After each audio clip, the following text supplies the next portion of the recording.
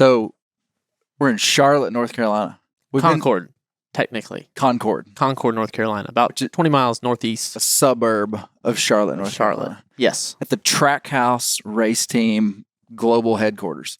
Huge facility. Unbelievable. Yeah, for NASCAR, this is where all the magic happens. All of our cars come out of here. We come back with our semi-haulers here every week before headed out to the next race. Man, I mean, we just got here. I've been with you for a few days here. I'm astonished. I'm with Ross Chastain, who told me not to say this, but I'm going to say it. 6-time Cup winner, NASCAR Cup winner. Yes, technically, as we were trying to get how you would introduce me, we have won 6 Cup races in the number 1 car for Trackhouse Racing. So that goes back to our very first win as a team in 2022 at Circuit of the Americas down in Austin, Texas. And my most recent win was the Coca-Cola 600 this year on Memorial Day Sunday. That means he's really good, folks. Just in case you weren't ever able to interpret that, that means that you're good, man. So Ross and I have been together. We've been deer hunting in Georgia. Yeah, we've had a good time. So you're a NASCAR driver, but what is the second thing that you would introduce yourself, or probably the first thing that you would introduce yourself as, is a watermelon farmer? Where's our watermelon? I know, we forgot it. It's in your truck. It is. We've had a watermelon that we've been carrying around through multiple states that we were supposed to have here. It is. But you're a eighth generation watermelon farmer. So I'm really the son of a farmer. Like, I use that as a term of endearment. Like, that is, I'm proud to say that. You know, the term son of a usually doesn't have a good ending. Mine is a good ending. I'm proud to be the son of a farmer. I'm the brother of a farmer, the cousin of a farmer. So my job is to tell the story of agriculture. I'm not the one out in the field. I can show you the field. I've grown up in these fields. Right. But day in and day out, my job is right here at Trackhouse Racing. But that would have been your trajectory if you hadn't been a phenom racer as a kid and turned into this NASCAR driver.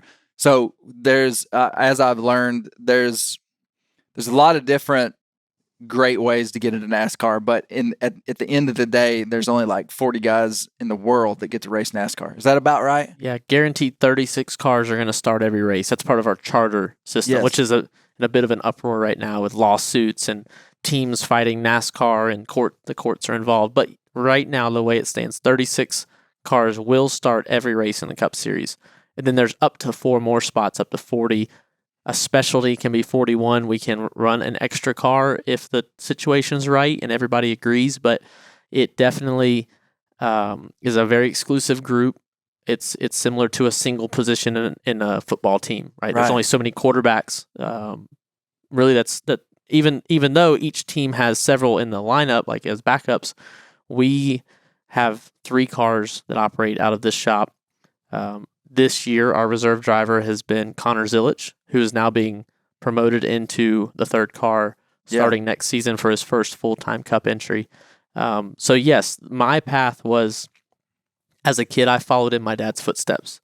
The sugar sand of South Florida and the watermelon fields that we grow in, you leave a print when you walk. Everything, tire tracks, animal tracks, everything, your boots. So I would, as a kid, walk and have to jump. I usually had like rubber boots on, those black rubber boots with the orange bottoms.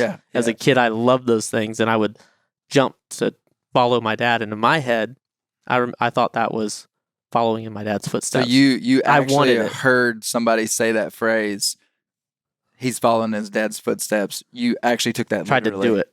I did it, and I would jump. And I wanted to be like my dad, my granddaddy, my great-grandfather, Cicero before that. So it just didn't work out. I fell in love with racing at 12 years old.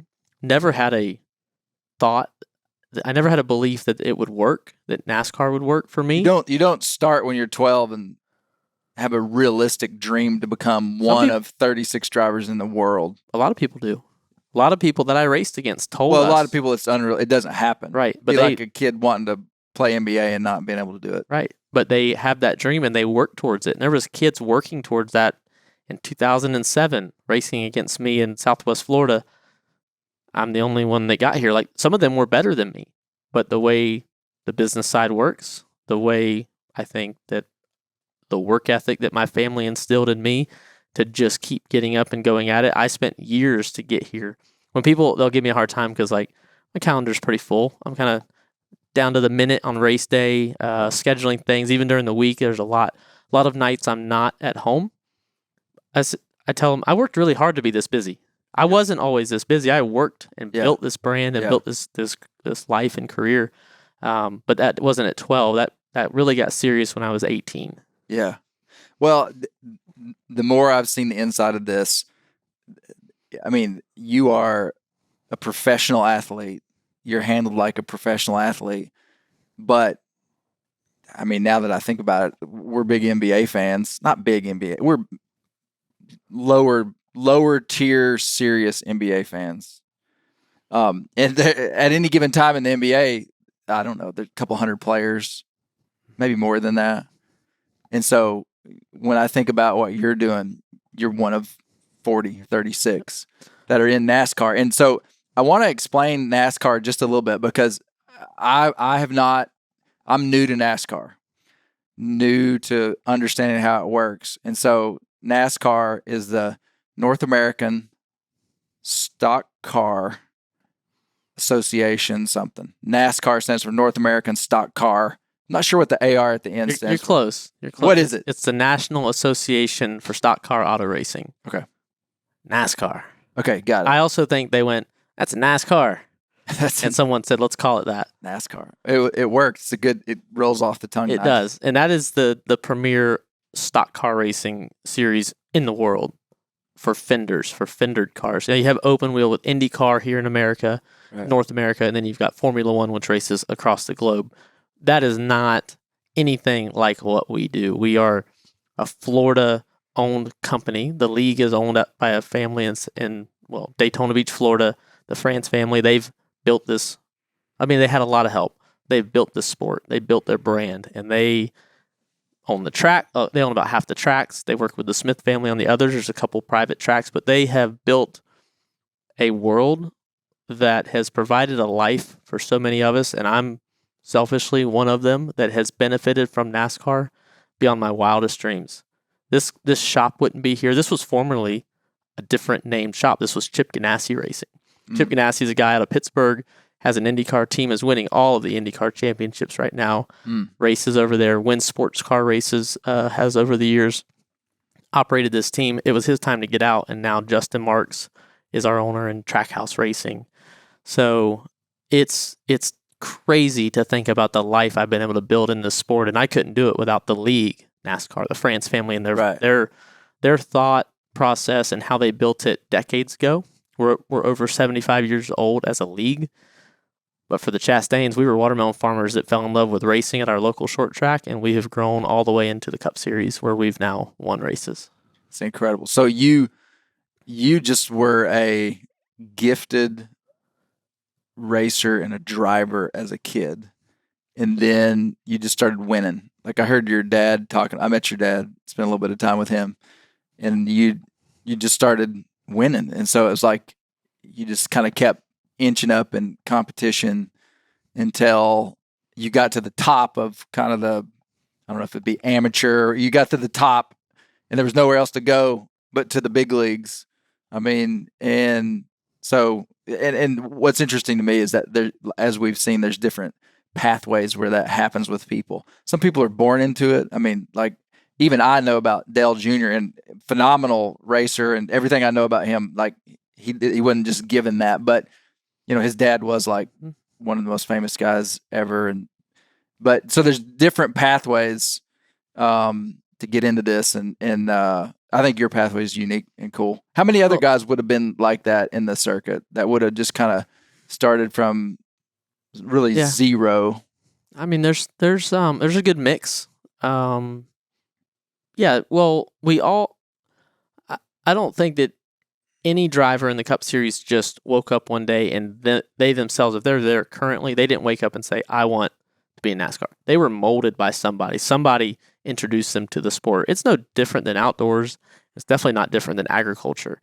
Somebody has to lay the groundwork for you. Yeah. And I think that that's a continual, it's like a bright spot to spotlight about like human beings. We we try to make it better for the next group. Now there is that cycle of like hard times create hard people, which create soft people, which create bad times, which create hard times. It's like, that can be a cycle, but in the right frame of mind, in the right circumstances, people can make it better for the next generation. They can leave a piece of land better for the next generation than they found it. And that's through land management and a lot of stuff on the agriculture or hunting side. But in racing, I'd say it's a good mix. There's racers with names, Elliott, Blaney, that like you just know that name because there was somebody that raced before them.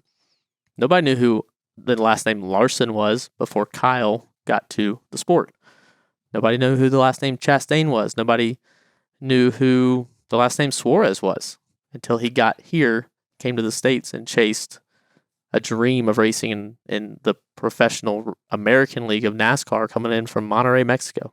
Mm-hmm. So I'd say it's a mix. I don't know what the percentages are, but it's a good mix. Yeah. And so part of the reason, there's so many different things I want to talk to you about.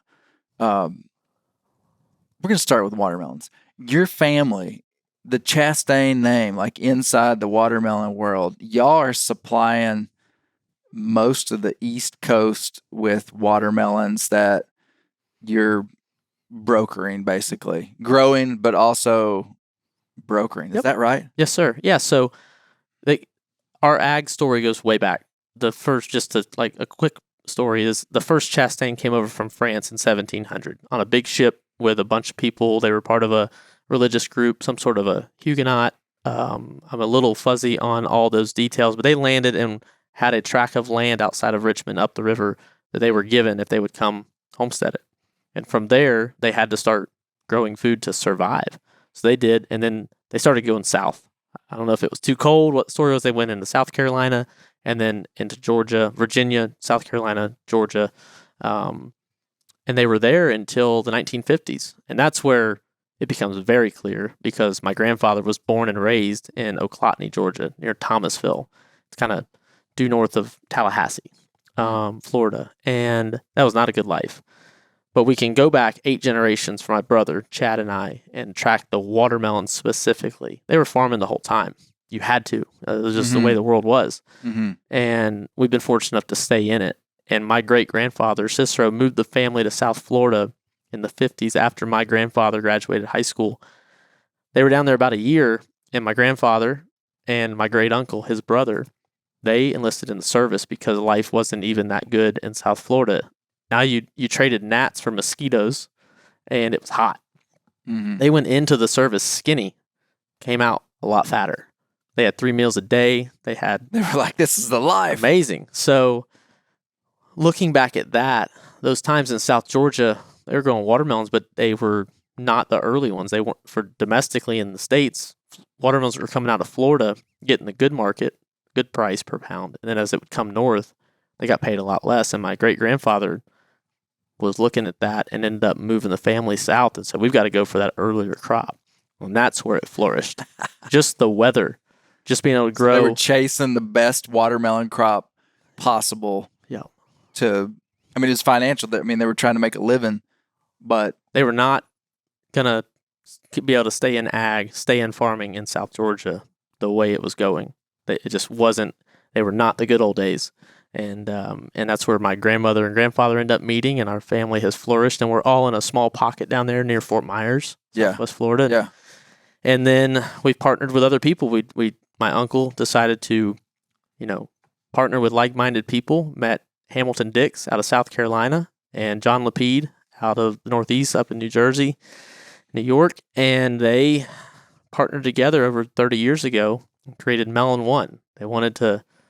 Before that, the stories are that it was live loading watermelons into bulk semis with like straw on the floor, and then that semi would drive store to store, and out the side door would unload into your Piggly Wiggly. Go over to the Walmart, unload. Go over to the whatever, Food Line, unload. And the grocery store industry was also evolving where their distribution centers were becoming more prevalent. The pallet, cardboard bins on pallets were becoming the way things were working. And so they wanted to take my dad's crop, Richie's crop, my uncle, even Hammy's crop in South Carolina, and say, let's not wait until like the week that we harvest it to sell it. Let's like try to sell it like 9 months ahead of time or 1 year ahead of time. Let's do some let's try to stabilize this a bit. Let's lock in some prices that we know we can survive on. And they did that, and other people were doing it too, but that changed the game for the Chastains. And that solidified us to where we've been able to grow in the industry, partner with other families, the Green family, Lime Creek Farms, who we've been hunting with Daniel. Now seeing Ben grow into that role with his dad is really cool. The Plesses there in Cordele, Anthony Brown, Daryl Lewis, that group. He's name dropping watermelon farmers now.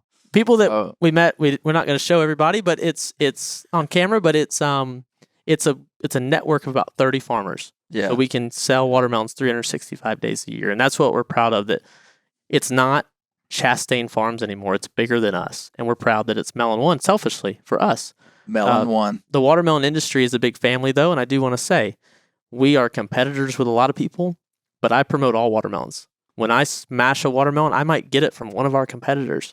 I'll have our competitors out at the races. People that my family is directly competing to sell to a produce buyer at a chain store. I'm in the middle. I'm like, yes, of course I want my family to do good and provide for ourselves, but I'm going to have the Legiers, I'm going to have the Gibsons out at races whenever they want. And anybody in the watermelon industry knows they are always welcome. So that's a unique thing about the watermelon industry. It's a family first. Well, I consider myself in the watermelon industry, Ross, because of how many watermelons I eat. I've told you this like 10 times, but I've got to say it to the world. They've heard about it. My world has heard about it. The Watermelon 60, which, 60 days a year, 1st of July to end of August, eat watermelon every day, go through 2 melons a week. Usually it's like a ritual. Huge watermelon, man. Do you subtract a meal out of your day, or is this added into your normal? It's additive. Yeah, that's a great life you're living. It's sort of additive. But as we've discussed, man, so Ross and I have been together for 3 days, two and a half days. Well, 3 days. 3 days now. And I went to there's a lot of cool parts of this story. I was at the Talladega race in the pit, all that stuff, yada, yada, yada. We've been talking watermelon. Yeah. Serious watermelon. I'm like, I went to my first watermelon farm, like big, large-scale watermelon farm. Yep. Super impressed. And then I didn't know what kind of culture there was around watermelons. Pretty cool. Ross represents the Watermelon Association of America, which I'll be vying for some bite in that. Like, we've been talking about national watermelon campaigns that, maybe could go on. Yeah. I told him about Brent Reeves' podcast that he did early on This Country Life. Brent did an incredible episode on watermelons. But so now your story is so cool because it's just so authentic. It is. I'm fascinated with just rural America, and farmers are a big part of that. And then what's so cool about your story too is that you grew up farming, connected to the land in this like legitimate way, but you didn't hunt. Never hunted. But now you're hunting. Mm-hmm. And so we've been hunting this week. But tell me a little bit about that.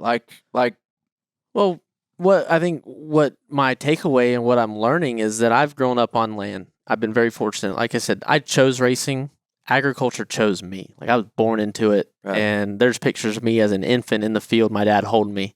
What's so cool is the local tractor dealer for Kubota, Creel Equipment, Creel Tractor Company down in Fort Myers, Florida. There's a picture of my dad in one of their old hats. They were a different brand of tractor then. And that's how my dad got started, was Mark Creel loaned my dad a tractor. And I'm an infant, and my dad's got their hat on. And we work with him again now through Kubota and the racing sponsorship that corporate Kubota sponsors my NASCAR Cup car. I'm able to represent a tractor brand on the racetrack. It's amazing. But on that land, driving those tractors, driving the old trucks, way before I was 16, right? I was driving on the farm, working a four-wheeler, having fun with my cousins, old cars, racing them, hitting each other. Our stories are definitely unique to maybe other farm kids might have a similar story, but I drove at an early age through the woods, across the fields. I never looked for animals in the way that I do now. I never looked at the land the way I do. I looked at two trees and I thought I could race around those. I looked at a field and thought I have to disc this, have to plow it or hair it. Yeah. But not where you're at in the country, you call it all different things, but Yeah. we call it a disc. So you're plowing the dirt over to get the sand and the grass all gone so we can plant our watermelons. We need dry sand to plant in with some moisture. And now to hunt only for, this is my third season, fall deer season. I just look at every piece of land, every tree it's a new way. And it's what's so exciting. I've look at a watermelon field, I'm looking for things the farmers are telling me about. Disease. Are we getting white flies in? Is there some sort of fusarium spreading? Are we too wet? Are we too dry? What's their layout, their spacing, their plant spacing? Like a lot of things I'm looking at as I go to all these different watermelon farms to see what I think is the best. Like we're going to keep evolving watermelon farming and make it better and grow a better watermelon and cost the farmer hopefully less. Input costs are always going up. But now when I pull in, I'm looking at the side of the field for a stand. I'm looking at where, as you taught me about pinch points, and looking at natural features of the land in ways that I would have never looked at. And I haven't had that feeling about anything in years. I had it in racing when I first got in, but remember, I got into the NASCAR world in 2011. I got into a truck Justin Marks, my now owner, was getting out of in 2011, and it was all new. And for years, I learned the sport from 2011 till now, 2025. And a bit of that newness has worn off.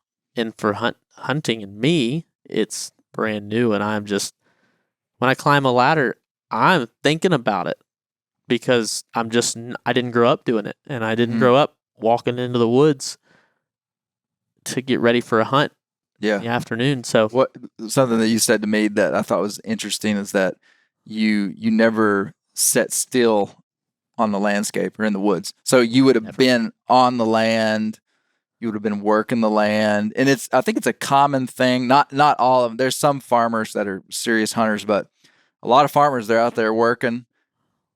When they're done, they don't want to recreate in that same place sitting there. They want to be somewhere else. Yes. And so you said when you first started sitting in the woods, it was just like a whole different consideration of data points. I mean, you're needing to learn tree species, and you're needing to learn about what the animals are doing and their travel patterns and wind, and it just became this whole new world, which is unique because a lot of people that get into hunting, they're getting used to being outside really for like exposed periods of time. I mean, we live in such a bizarre time period and place where like we rush around from place to place trying to get away from outside. Yeah. I mean, it's like you're standing outside in the parking lot and you're like, let's go inside. I want to park as close to the front and everybody piles up in the front of the parking lot. Species, like if you were just a biologist looking at humans, you'd be like, man, they're just always wanting to get inside. They're wanting to get away from outside. Yeah. And so you wouldn't have had that. Like you would have been a farmer. You would have been exposed to a lot of it. But it's just a complete different set of considerations when you're hunting. And then what's so fun, so I was with you yesterday when you killed a deer. And so Ross, I mean, we could go into the story, but like he shoots this deer and it was kind of stressful. The deer came from a position we weren't expecting it. Really at a time we weren't, I mean, it was like right at dark. Yep. Right at dark. And you get situated and we finally get everything set up. And I mean, it's like I could just feel the adrenaline pumping like right beside me. I kind of had to duck down into the blind when he turned and laid a gun over this rail. And I asked him, I said, we were at Talladega 2 days ago. And I was like, were you ever this excited at Talladega on Sunday? And your answer was, no. Well, you asked about my heart rate. Like, was the heart rate ever that high? I was like, no. And you were shooting a doe deer too. Yeah, with a rifle. No, not at all. And if we would have won, heart rate would have spiked. I mean, that if you're in contention for the win, but I got shuffled back. I'd made some bad moves at Talladega. But yeah, getting turned around, my knee on the chair I'd been sitting on, and the chair I almost knocked the chair over. You got her to stop, and that moment to exhale and pull the trigger. I mean, it just that is my fourth deer that I've ever harvested, and I respect that, and I let deer walk, but that was a cool moment to do it with you there. Of course, I want the big buck to walk out, but for that land, that was the first deer I've harvested on my land. Oh, was it? That was I the didn't first. realize that. Yep. So okay, really cool to see that. That's our first deer season hunting on that property, and the group I've got down there that I do it with on they've already harvested some, but for me that was my first. So it was that was a big moment. My first piece of land down there, an area of the country that I've grown up going to, know a bunch of families there, and that's why I'm down there. So yeah, it was such a cool group of people. But shaking. And what's so awesome is that it really doesn't go away. I mean, it. I hope not. To some degree, it does. I mean, there's times when I take an animal, the like heart thumping adrenaline is less. I mean, there's certainly times when it's higher than others based upon the circumstance. But to this day, I will still at times get very nervous at a doe deer when I've got a bow. I mean, for real, it's that's kind of the cool thing about this is that can never. Sometimes it never goes away. I hope not. And talk about a bow. I remember growing up. My best friend growing up was Cody Singletary. Singletary's big hunters, best friends. Me and Cody and his older brother Matthew, and then our dads had been best friends for a long time. Our grandparents knew each other in all farms. So watermelon farmers, we all grow for melon one. I say we. I lightly insert myself into that. It's really my dad. You can. I think it's okay. But to grow up with them, I remember standing there, sitting on the ground, watching them shoot their bows. Ross, you want to try it? No, I want to go ride the 4-wheeler. Well, we're going to shoot bows until dark. We're shooting at the block, shooting at the decoy. We're like practicing. They're practicing. And I could have been doing that at 10 years old, and I never had any interest. And now I've asked you, like, all right, guide me on how to buy a bow. Like, where should I go? So we've talked about that. And to find somewhere and go start that process sometime soon. I'm not saying I'm going to go today, but that's exciting for the next step and to be able to get more intimate and understanding then the different positions I'm going to need to go sit and hunt from with a bow versus a rifle is exciting because now that's like a whole nother chapter of this book. Yeah. And I think I heard you say this, but there's something about the natural world that you can't control. And the exposure that I've had to the inside look into NASCAR just the last couple of days, I have been amazed at the control that you guys have over that car. I mean, just phenomenal. I mean, I could do this whole podcast just telling you what I've seen, just like the micro adjustments that they're making on these cars in the fly. Your job is so, I mean, you have a race on the weekend. Monday, you have this big meeting where this huge team comes in and you analyze the car, the data, how you did. And then today is a Tuesday. Yep. And so the guys have your car in there and they are tweaking on that thing, getting ready for next week. Ton of control is the point of that story. Yep. When you go into the woods and you're hunting a deer, white-tailed deer or a turkey or whatever, that control is completely different. I mean, did you identify with that as something that's compelling about going into the woods? Like it's kind of like a relaxation, just like nobody's asking me what to do here. Yeah. Is that, I mean, absolutely. And that's what I love. My life and calendar is I'm helped by a lot of people.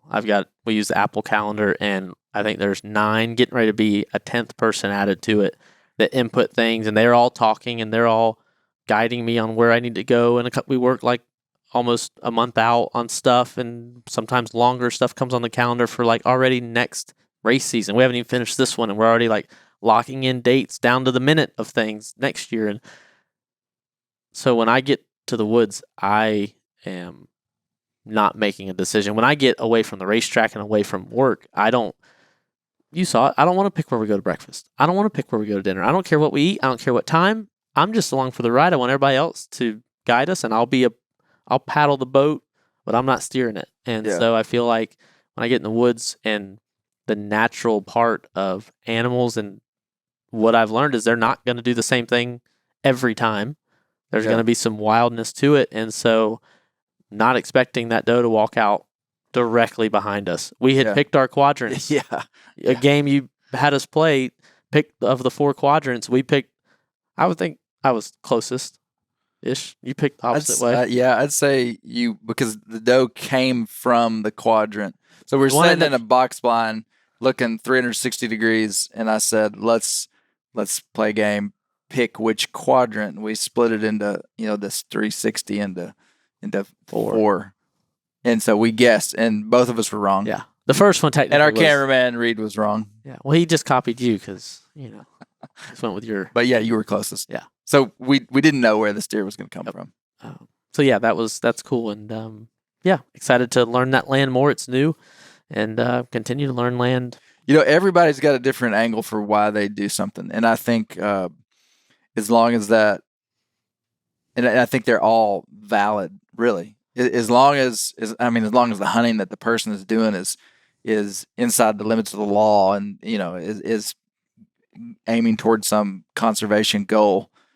You know what I mean? I mean, like, there's people that go to the woods to relax. There's also people that go to the woods not to relax. And in many cases, Ross, my hunting is probably like your NASCAR racing in a way, in that, like, I go to the woods oftentimes to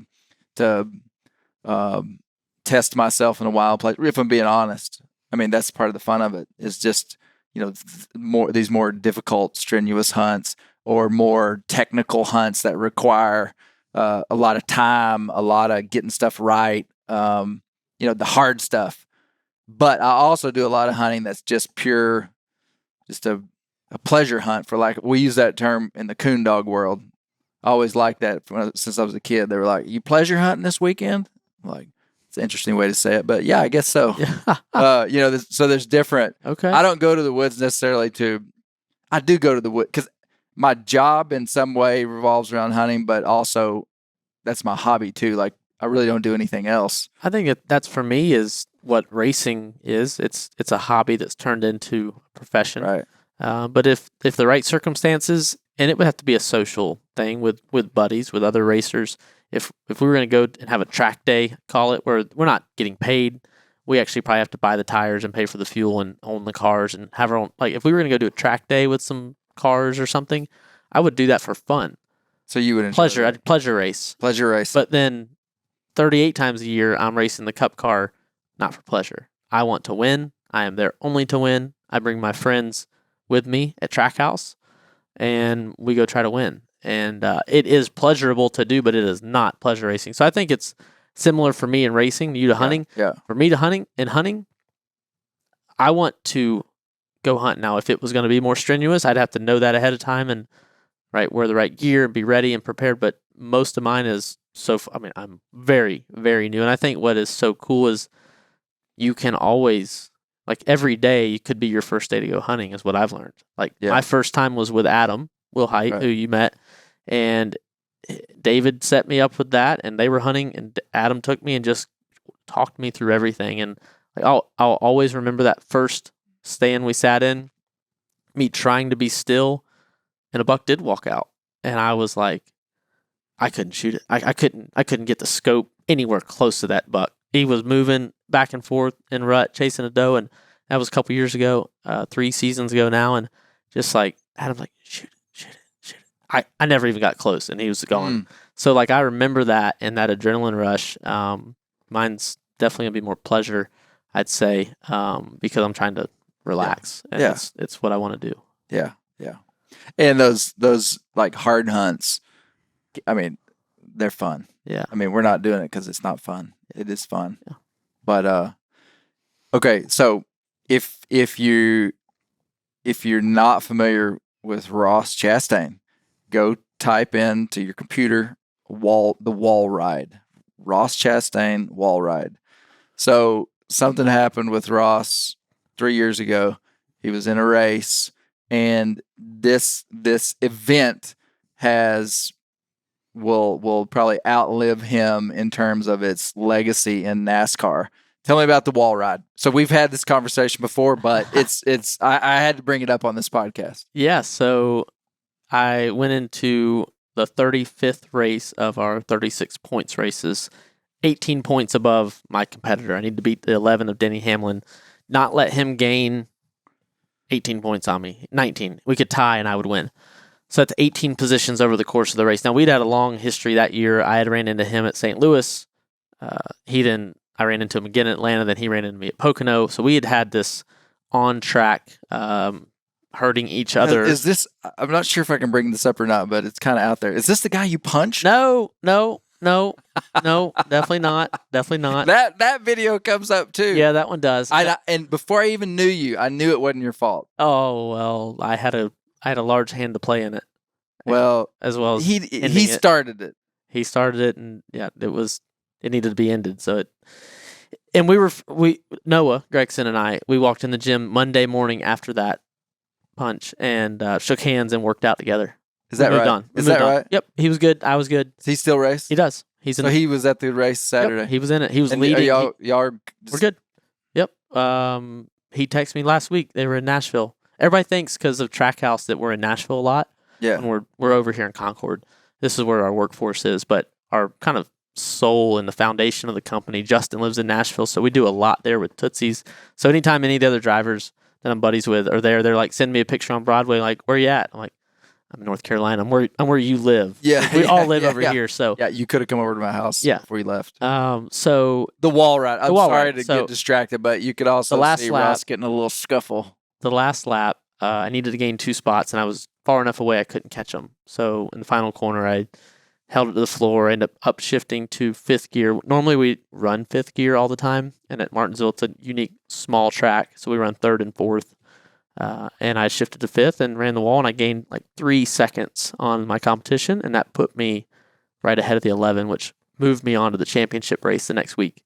So in our first year as a team, 2022 Trackhouse's second year of existence, my first year with the team, we were able to go fight for a championship in a 4-car playoff at one race, and we ultimately finished second. 235 feet. We lost the championship by 235 feet. Wow. So that was a bummer. So but, he kind of didn't give the full drama version, but the wall ride was, imagine a oval track with concrete walls, and in the corner you have to slow your car down to go around the corner, and the guys are cutting the corner as tight as possible to make the shortest line. Mm-hmm. And so if you go wide, slower usually. It's slower, and you're taking a longer route to get to the finish line. So on the final lap, Ross is like 10 or 11, mm-hmm. and he knows it just like 15 seconds before you did it, you kind of thought about this. But I had accepted defeat, and then off turn 4, taking the white flag, the last lap to start the 500th lap, it popped in my head to run the wall. And what's scary, honestly, is that I couldn't think of a reason why not to do it. Like, why not? Why not? And I thought, wall, fine, fence, fine, gate, fine. All things that should have been like red flags. You know, it's like I just ignored all of them and held it. And I ended up letting go of the wheel because it was shaking so violently. So we have aluminum wheels and really low sidewall, like low profile tires. Our sidewalls are very short, so they don't bubble out. The year before, 2021, and all the way back in time, we had a smaller wheel and bigger tire. Fatter tires. Just the way the evolution of our car went to a single lug nut, aluminum wheel versus steel. And that aluminum wheel, the sidewall pressed in flat and like just straight up and down, and the aluminum wheel slid along the steel wall. So on the concrete, then we bolt steel with foam, and that steel just is smooth, and that aluminum wheel just acted like a caster tire, like a caster wheel in a dumpster. Like you can roll it, you know, it's rough, but a steel wheel rolls on concrete. It rolls on asphalt. It's rough, but that's what it felt like, was a steel wheel. So he used centrifugal force to basically, when these guys were slowing down to take a shorter route around the corner, you went faster, and the wall kept you in line. And basically, you were going twice as fast as them. Basically. Normally, it's like 130 on the straightaways down to 75 in the corners. Yeah. Just constantly accelerating and slowing down. I went 145-ish. I don't have the exact number off the top of my head to say. I sped up an extra 15 miles an hour than our normal top speed because I had more straightaway to keep going. Yeah. They hit the brakes and took a shorter distance, but you went. I just shot flew around, and I couldn't see anything. The G forces were high. It was a couple seconds doing it. It took a couple to get around there, and the car with the independent rear suspension, the transaxle, it kept driving the car, like it kept the wheels on the ground, the rear tires. The left front did pick up off the ground a little, like the G-forces pulled it up, but it destroyed the car. It bent the chassis. It broke the suspension. My brakes weren't working very good after, so I kind of hit the wall after the finish again, but it accomplished the goal. We went from 10th to 5th place, and that got us in the championship. And then they outlawed being able to do this. They left it for one more week. So the championship race, we were allowed to do it if we wanted. Unfortunately, Joey Logano for Team Penske, he won the championship and won the race. His teammate, Ryan, who wasn't in the Final Four, was right behind him. So I already knew if I did it, Ryan would just pull up and block me. So I didn't do it, and Joey won. Beat me fair and square. Beat you fair and square. Well, I thought it was pretty cool that they outlawed it after that. I mean, just, so nobody's going to do it any better than you did it. Not better. It has been done again on accident. Christopher Bell did. It happened to him last year, 2024, and he didn't mean to do it, but he did do it a little bit, and they pulled him out of the finale for doing it. He had made it in, and they pulled him. So that was bad. Completely disqualified. That was disappointing because he didn't deserve that. Like, there was a lot of drama. Oh, they disciplined him. They didn't just say that race. Nope. They disciplined him, and that took him out. Oh, that was bad. I don't love that because he didn't do it with my intention. My intention for 15 seconds was to do that. No, there was no rule. They created the rule after. Completely legal what you did. I asked NASCAR if they'd add my initials into the rule, and they told me to get out. Go on, come on, get out. Get out of here. Oh, I thought that was pretty cool. I thought that was pretty. Yeah, it was. It gets talked about as much as each win. I'm proud of, we won 2 races before that, 22. Then we did the Hail Melon. Then we've won 4 more times after. They call it the Hail Mary, but it's the Hail Melon. Yeah. I like it, Ross. Yeah. I like it. We've won more races after, which I'm proud of. Yeah. Yeah. I didn't want that to be my last thing. Well, and you said that in NASCAR, that was like one of the most watched video clips of all time. Yeah, I think I've seen some reports and the best they can capture from all social media and all impressions and right clicks and everything. I don't really know what I'm talking about here, but there's been no thing, right? When you pile it all together, from the winner of the Daytona 500, the winner of the Coke 600, the championship winner, like those videos, none of them add up to anything close to because it went worldwide. There was people chiming in, other racers from other Formula One series, right, IndyCar, because a lot of us had done it as kids. So the best I can tell you, the only way it popped in my head was as a kid. I probably did it on the GameCube, and I know I did. You turn around and go backwards on those games, right? Video console games. Mm-hmm. Hold it wide open, turn the automatic brakes off on the video game, and just let it go into the wall, and it'll flip or whatever. And not like, oh, when I get to NASCAR and I'm racing for a championship, I'm going to do this. No, definitely. That's cool. I like it, man. Have you ever been in any bad wrecks? I have. California 2022 spring practice, a track that's now closed down. We've lost it. They developed that land, but yes, bottomed out, new car. The Gen 7 car was brand new. I bottomed the left rear frame out and overcorrected. I started to get loose and slide the rear, and I turned the wheel to the right and lifted, and it caught, and it comes back to that low profile tire. It acts different than our old tire, and the suspension acts different. So I hit at an angle, but pretty much head on at about 140 miles an hour. Into the wall? Into the wall. It came off the wall at 70. So it was like hitting a wall at 70 and stopping. So you hit this wall going 70? 140. 140. And when I came off of it, I was still going 70. It redirected me, at an angle. I hit it, and then I went. So did the car catch on fire? Did it tumble? Did it just crumple up? It did not flip, and at the time, it didn't absorb much. So I took the energy. The G-forces was up in the I don't know, mid 50s, 60 G's of impact. There's some discrepancy on their data calculators and they're capturing at the time. Some math doesn't add up back then. When you look back at it, the cars are very stiff. Everything, all the frame rails on the new car are very horizontal. Everything's very block, I'll call it. There's no real curves to the frame. A Monte Carlo that Chevrolet would have produced in the 80s. Everything's very rounded because when it hits, they want stuff to move. They want the frame horns to crush, bumpers to come in. We had just foam, and the way it was all built was very stiff, and we hurt some drivers. Kurt Busch has retired, and he took hits his whole career. It all adds up. He took a hit at Pocono that year, backed it in the wall, and he never raced again. We've learned from that. We've evolved this car. I'm proud to drive this car. I was proud then. I'm proud now. When I took that hit, I believe if I took that same hit today, although the car is the same, technically we have modified it. The sport has, the league has. It would feel better. I would take less impact on my body. So I had some pulled muscles in my back, in my neck. Had some pain, but I raced the next day. So I did. Did it scare you? It did. It did. That was the only one I've ever had that scared me. That really scared you? Yeah, and I've never had any broken bones or surgeries. An ice bath that night got the swelling down in my back. A lot of stretching to get in the car. I was still really stiff though, getting in, really sore. And I was able to go race, and I ultimately worked my way up into the top 10 late in that race. And then I spun out in the same spot.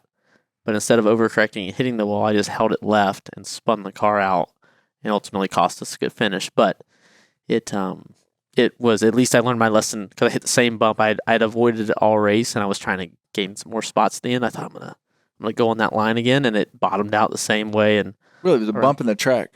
Yeah, that track was really bumpy. It was an awesome track. I hate we lost it. It was super wide. It's unlike anything we have. And they ultimately sold the land, and there's some distribution centers or something there now. So bummer. When I was at Talladega the other day in your pit, like watching the start and just being there, I was thinking it was scary is probably the wrong word, but it was intimidating. And clearly it would be to someone who's not been there before. But after the race, we met you like after the race. He's 2.5 hours, like white knuckle, driving this car 190 miles an hour, bumper to bumper. I mean, you're touching the car in front of you sometimes, going 190 miles an hour. Yep. Like the intensity level of it, I mean, just even as a fan, was over the top. And so you like crawl out of the car, and then we drive to go deer hunting.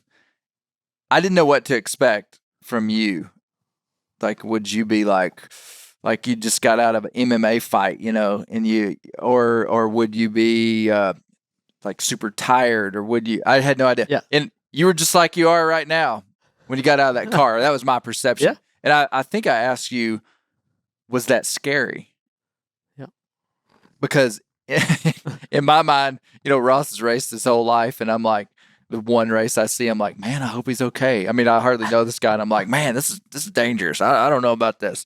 But you said that you're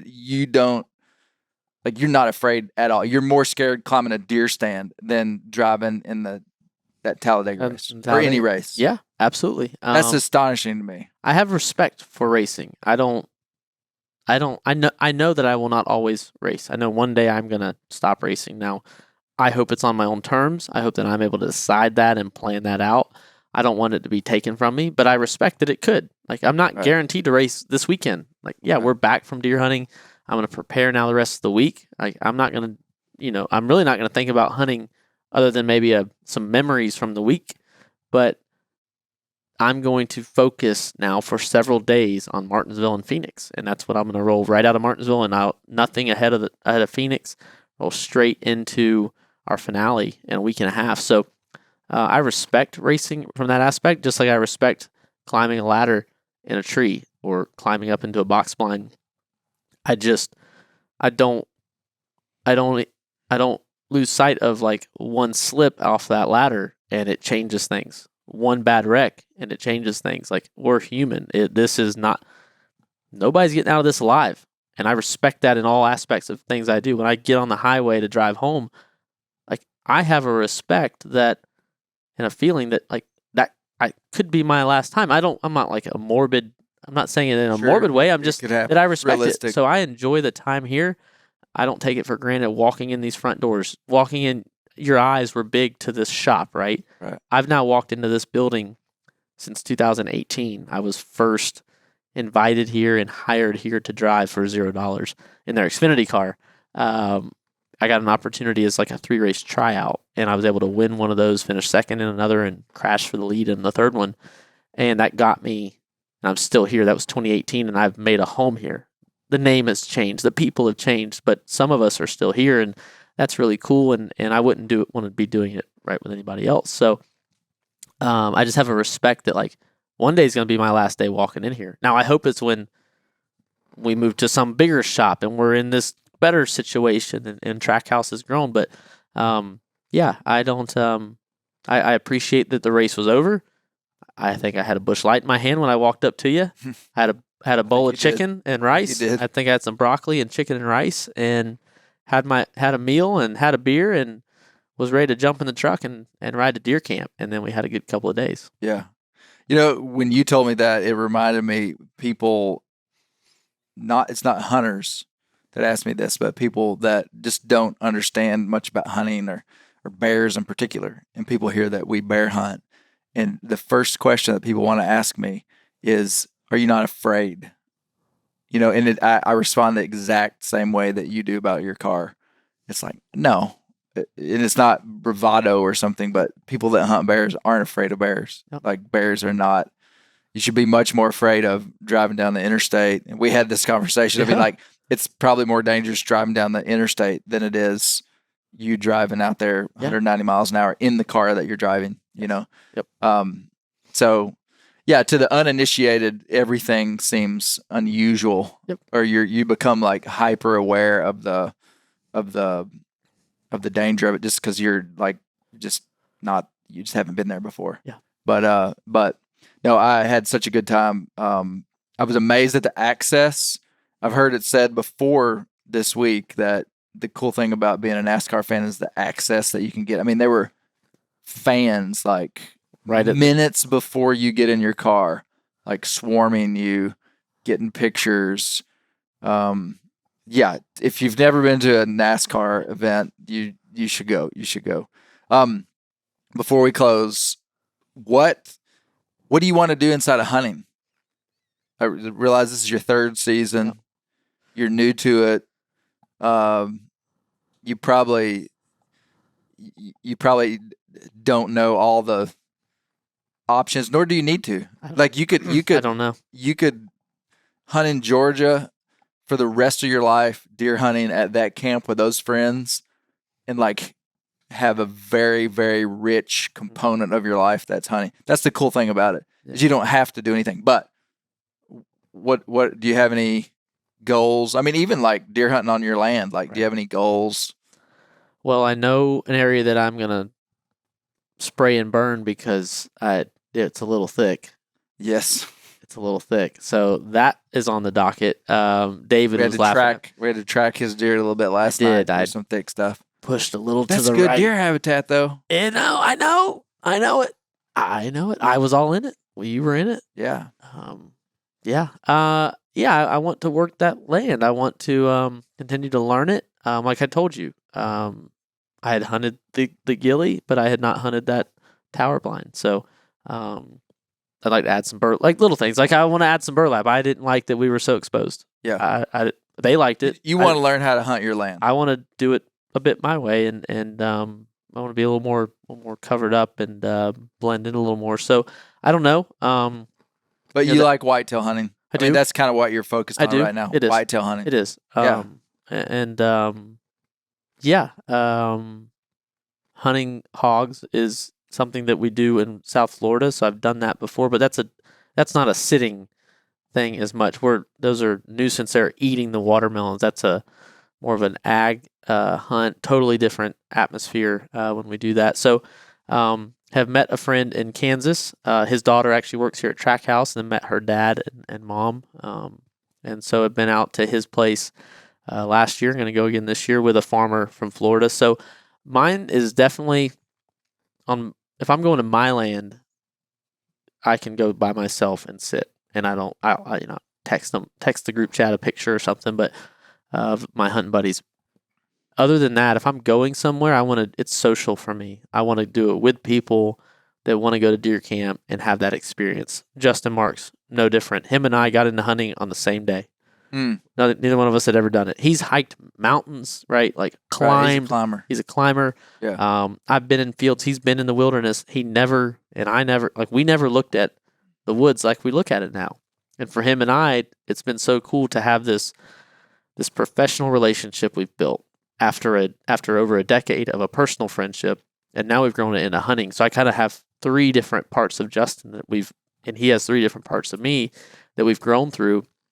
And to get to go race and win races together and see what he's built, a worldwide brand now where Trackhouse has won now in MotoGP.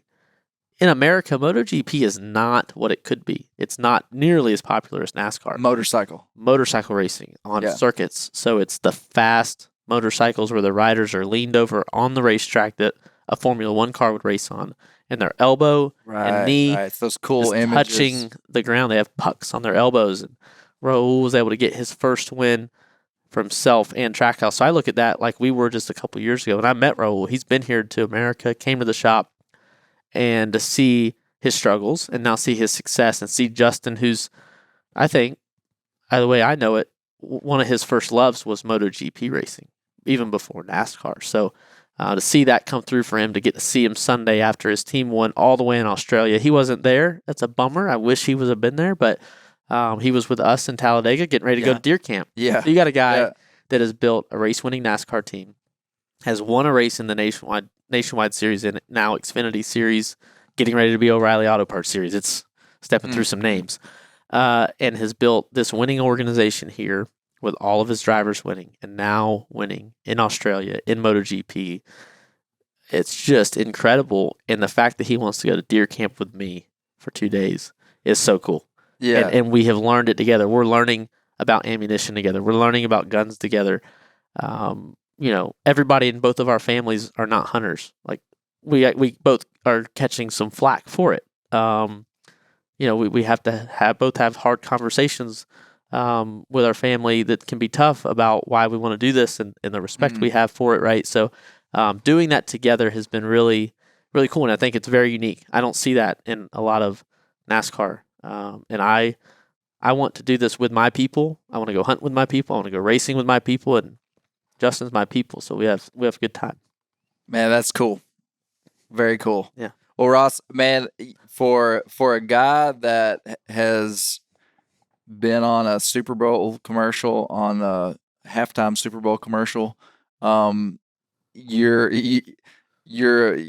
incredibly humble and been really genuine and fun to hang out with. And I hope we get to do something together again at some point inside of hunting. I want to bring my wife to a NASCAR race. She wants to come. Come on. She does. But it's been a pleasure. Thank you for the hospitality. So we're at the, now we're going to go tour the Trackhouse facility. That's right. We're here at the Cup Shop.